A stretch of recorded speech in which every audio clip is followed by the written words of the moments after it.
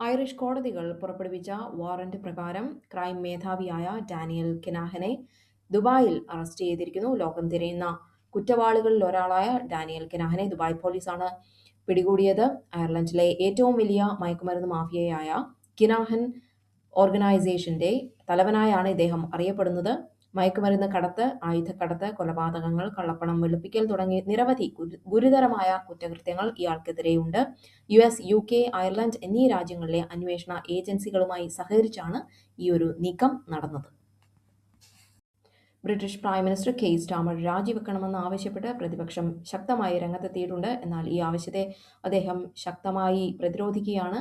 Labour പാർട്ടിയുടെ മുതിർന്ന നേതാവായ ലോർഡ് മാൻഡൽസൺ ഗവൺമെന്റ് വെറ്റിംഗ് പ്രോസസ്സിൽ പരാജയപ്പെട്ടു എന്ന വെളിപ്പെടുത്തലിലാണ് ഈ ഒരു വിവാദത്തിന് കാരണമായിരിക്കുന്നത്. ഇത്തരം പരിശോധനകളിൽ പരാജയപ്പെട്ട വ്യക്തികളെ ഗവൺമെന്റിന്റെ ഭാഗമാക്കാൻ ശ്രമിക്കുന്നത് ഭരണപരമായ വീഴ്ചയാണെന്നാണ് വിമർശനം.